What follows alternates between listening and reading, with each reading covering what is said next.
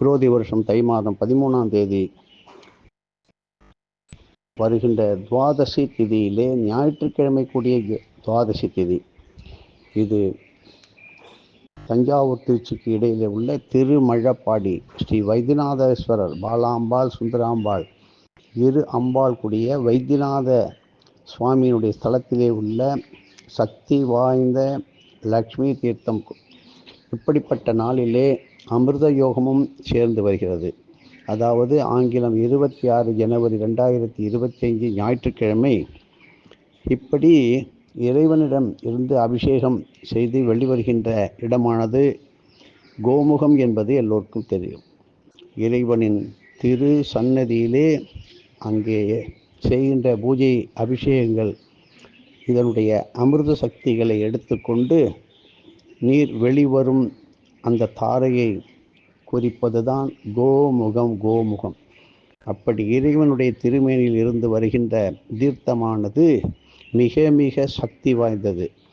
அந்த சக்தியிலும் விசேஷமான அபரிமிதமான சக்தி இந்த திருமழப்பாடியிலே செய்கின்ற வைத்தியநாத சுவாமி ஆலயத்திலே செய்கின்ற அபிஷேகமானது அவ்வளோது மிகுந்த சக்தி வாய்ந்த எப்படிப்பட்ட நோய்களையும் தீர்க்கின்ற அற்புதமான நாள்.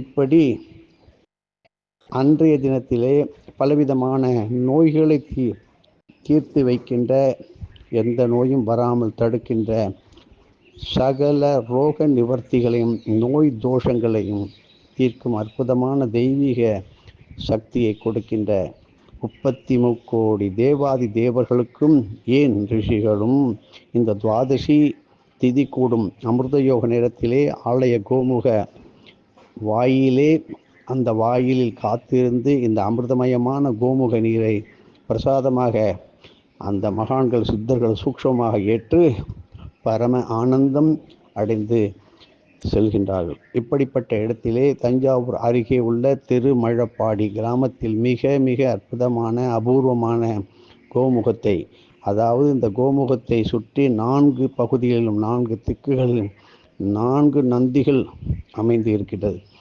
இந்த வகையிலே கோமுகத்தை சுற்றி நந்தி அமைந்திருப்பதால் அதனை ரிஷபாயன கோமுகம் என்று சித்தர்கள் குறிப்பிடுகிறார்கள். இப்படி அற்புதமான அந்த நாட்களிலே கோமுக பூஜைகளுடன் நந்தி பகவானுக்கு அபிஷேக ஆராதனை, புது வஸ்திரங்கள் சாத்தியும் வழிபாடு செய்தால் பல கோடி காளைகள் தானம் கொடுத்ததும் அந்த ரிஷப சக்திகள் கூடும். அப்படிப்பட்ட நடைபெறாது என்கின்ற நல்ல காரியங்கள் எல்லாம் நடைபெறும். அற்புதமான நமது அபிலாஷைகள், வேண்டுதல், பிரார்த்தனைகள் அத்தனையும் நிறைவேற அந்த கோமுக தீர்த்தத்தை வீட்டிலே, வியாபாரத்திலே, வாகனங்களிலே மாவிளையினால் கொண்டு தெளிச்ச அந்த வீடே அற்புதமாக, அந்த இடமே மகாலட்சுமி குபேரலட்சுமியினுடைய கடாட்சம் நிறைந்து ஆயுள்காரனாக நீடித்து கொண்டிருக்கின்ற அற்புதமான நாள் இது. ஞாயிற்றுக்கிழமை பகல் 8:27 மணி முதல் இரவு 8:55 மணி வரை துவாதசி திதியுடன் அமிர்த யோகம் சேர்ந்து வருகிறது. இப்படி நல்ல சந்தர்ப்பம் கிடைக்கும் பொழுது நீங்கள் அதை பயன்படுத்திக் கொள்வீர்களானால் உங்களுக்கு தெய்வமும் குருவும் அருகிலிருந்து உதவி செய்வார். பூஜை செய்தவுடன் அதனுடைய பலன்களை உங்கள் குருவிற்கு, அவரவர் குருவிற்கு அர்ப்பணம் செய்தால் பலன்கள் மேலும் விருத்தியாகும்.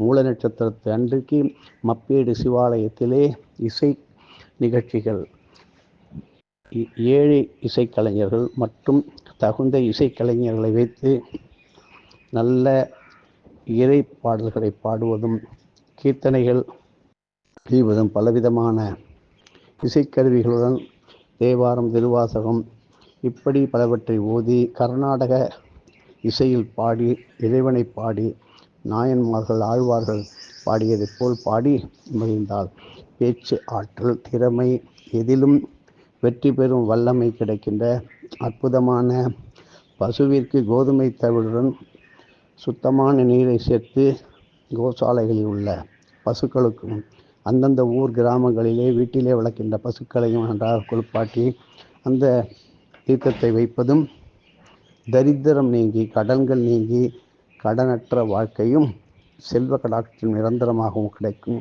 உங்கள் வீட்டிற்கு தேவையான மளிகை பொருள்கள், வீட்டு சமையலுக்கு தேவையான மளிகை சாமான்கள், கடுகு முதல் அரிசி வரை, உப்பு, புளி, மிளகு மற்றும் சமையலுக்கு தேவையான அனைத்து மூலப்பொருள்களையும் மூல நட்சத்திரத்தினால் அன்று வாங்கி வைத்து நீங்கள் வழிபடும் பொழுது உணவு பஞ்சம், உணவு பற்றாக்குறை, உணவில் ஏற்படும் சில தோஷங்கள், அதனால் ஏற்பட்ட வியாதிகள் தொடராமல் மீண்டும் வராமல், அந்த நீங்கள் வாங்கின்ற பொருளானது மேலும் மேலும் எடுக்க எடுக்க கொடுக்க கொடுக்க குறையாமல் வற்றாத பசி பஞ்சம் பட்டினி என்று நிலை வராமல் இருப்பதற்கும் ஏற்படுகின்ற மூல பிரகிருதி.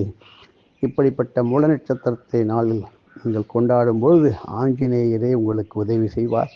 எங்கெங்கெல்லாம் 16 அடி 8 அடி 32 அடி உயரமுள்ள ஆஞ்சநேயர் இருக்கின்றாரோ அங்கெல்லாம் இதை செய்யும் பொழுது வடைமாலை சாத்துவது, வெண்ணெய் காப்பு சாத்துவது, ததி எண்ணம் பகாலாபாத்து என்று சொல்லுகின்ற தயிர் சாதத்தை படைத்து வருகின்றவர்களுக்கு வடைமாலையுடன் தயிர் சாதத்தை தானம் கொடுப்பதால் ராமருடைய பூர்ண அனுகிரகத்தை பெற்றுத்தரும் அற்புதமான நல்ல நாள். நித்திய தர்ப்பணம் செய்யும் பொழுது நமது கடந்த கால இப்பொழுது நடக்கின்ற காலத்தினுடைய கர்ம வினைகளும் சேர்ந்து எதிர்காலத்தில் கர்ம தொற்றாமல் படராமல் மாத்திருக்கடன், பித்திருக்கடன், தேவக்கடன், ரிஷிக்கடன் மூன்றையும் தீர்க்கும் பொழுது இந்த காசு என்கின்ற பொருள் என்கின்ற கடன் அறவே இல்லாமல் நீங்க பெறும் என்பது நமது வாத்தியாருடைய சத்திய வாக்கு.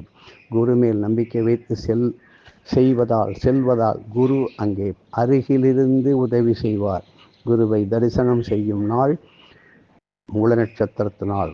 இதை குருவே சர்வலோகானாம் விஷஜே பவரோகினாம் நிதையே சர்வ வித்யானாம் ஸ்ரீ தட்சிணாமூர்த்தையே நமோ நமகா. உபன்யாசகர்கள், வேத விற்பன்னர்கள், ஜோதிடர்கள், அருள்வாக்கு அன்பர்கள், அருள்வாக்கு கூறும் பல சக்தி வாய்ந்தவர்களெல்லாம் மூல நட்சத்திரத்தில் அவரவர்கள் குலதெய்வத்தை முறையாக பூஜித்து வருகின்றவர்களுக்கும் அன்றாவது சொல்லிக் கொடுத்து அதை செய்யுமாறு கட்டளையிட்டால் அவர்களும் நன்றாக இருப்பார்கள் என்பது எங்களது வாத்தியாருடைய கருத்து. எதுவும் என்னுடையதல்ல, அனைத்தும் உன்னுடையது. அருளாளா அருணாச்சலா.